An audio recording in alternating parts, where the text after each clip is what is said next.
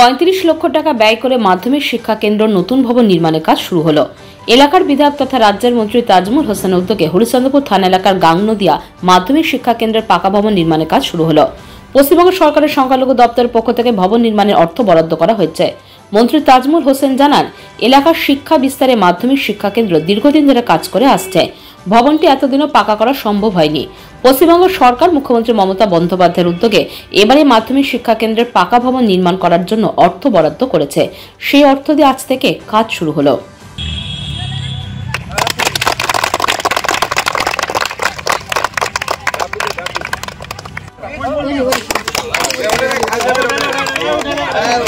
আজকে গাংনদিয়া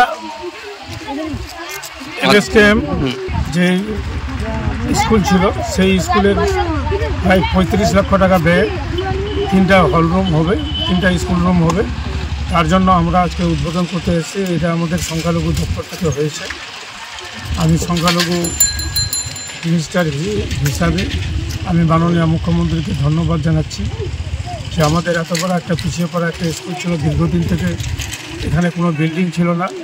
এই বিল্ডিংয়ের এপ্রিয়ার মঞ্জুর হওয়ার জন্য আমি মাননীয় মুখ্যমন্ত্রীকে ধন্যবাদ জানাচ্ছি যে মাননীয় মুখ্যমন্ত্রী প্রত্যেকটা স্কুলকে যে তিনি লক্ষ্য রেখেছে, আমি তার জন্য ওনাকে ধন্যবাদ জানাচ্ছি। আজকে আমাদের খুবই আনন্দের দিন এবং গর্বের দিন যে আজকে আমাদের একটা পিছিয়ে পড়া একটা স্কুল ছিল, যার বিল্ডিং আপনারা দেখতে পাচ্ছেন যে কী বিল্ডিং ছিল, কোনো বিল্ডিংই ছিল না। আজকে মাননীয় মুখ্যমন্ত্রী 25 লক্ষ টাকা ব্যয়ে এই 3টা রুম যে হবে, আমি তাকে ধন্যবাদ জানাচ্ছি এবং আমি এই স্কুলের সমস্ত মাস্টারকে এবং উপস্থিত যারা যে আছেন তাদের প্রত্যেককে ধন্যবাদ জানাচ্ছি যে খুব সুন্দরভাবে টাকাটা যেন অপচয় না হয়, সুন্দরভাবে কাজ হোক এবং আগামীতে এই স্কুলের আরও উন্নতি হোক, স্কুলে আরও যেন ছেলেপেলে বেশি লেখাপড়া করুক। এটা বিল্ডিং হওয়াতে আমরা যতটা জন্মের পর একটা শিশু আনন্দ পায় তার থেকে বেশি আমরা আনন্দিত। স্কুলটা খুব কষ্টের মধ্য দিয়ে আমরা চালিয়েছি, নিজের পয়সা দিয়ে হয়তো এই পুরনো বিল্ডিংগুলো করেছি এবং ছেলে মেয়েদেরকে যতটা আমাদের পরিকাঠামো উপযুক্ত দেওয়ার কথা সেটা দিতে পারিনি। তারপরেও আমাদের বর্তমান ছাত্রছাত্রীর সংখ্যা হচ্ছে 200-র মতো। এটা যে আমরা ধরে রাখতে পেরেছি, শিক্ষাটাকে আমরা উন্নত জায়গায় নিয়ে যেতে পেরেছি বিনা পরিকাঠামোতে, এর জন্য আমরা খুব ধন্য মনে করছি নিজেকে। এটা স্কুল তো 1974 সালের, কিন্তু আমরা এফিলিয়েশন পাই 2011-তে। তারপরে আমাদের টিচিং অ্যাপ্রুভাল হয় 2019 সেপ্টেম্বর।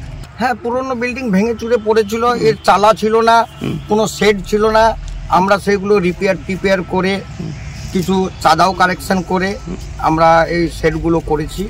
তারপরে রং টং করে কোনোভাবে চালিয়ে যাচ্ছি। আজকে যে আমাদের 3টে রুম হয়েছে, আমি কর্তৃপক্ষের কাছে অনুরোধ করব, এখন আমাদের সংখ্যালঘু দপ্তরের মন্ত্রী আমার পাশেই আছেন, ওনাকে অনুরোধ করব যে অন্তত পক্ষে 8টা রুম খুব প্রয়োজন এবং বাউন্ডারির প্রয়োজন। সংখ্যালঘু মন্ত্রী স্বয়ং দেখতে পাচ্ছেন এবং এককালীন 2005 থেকে কন্টিনিউয়াস সংখ্যালঘু মন্ত্রী আজ হতে পারেন, কিন্তু উনি এই স্কুলের ফর্মার সেক্রেটারি এবং ওনার কাছে আমাদের স্টাফের পক্ষ থেকে, আমার এমসির পক্ষ থেকে বিনীত এবং করজোরে আবেদন থাকবে আগামীতে যেন এর পরিকাঠামো উন্নয়নের জন্য উনি একটা নজিরবিহীন সিদ্ধান্ত গ্রহণ করে আগামীতে এই স্কুলটাকে একটা মডেলের জায়গায় নিয়ে পৌঁছাবেন, এই আশা ভরসা আমরা মন্ত্রীর কাছে উপস্থাপন করলাম। পাথর ছাড়াই প্রতিকার সম্ভব। মালদার প্রাচীনতম ভৃগু বংশ জ্যোতিষী পণ্ডিত এস শাস্ত্রী। দাম্পত্য সমস্যা, বিবাহে বাধা, ব্যবসায় অবনতি, পরীক্ষায় অকৃতকার্যতা, ভাগ্য গণনা, গোষ্ঠী বিচার, ঠিকুচি গোষ্ঠী এবং মৃত্যু ছাড়া সকল সমস্যার সমাধানের জন্য যোগাযোগ করুন জগদম্বা জ্যোতিষ কেন্দ্র, বিবেকানন্দ স্কুলের পাশে, মালদা।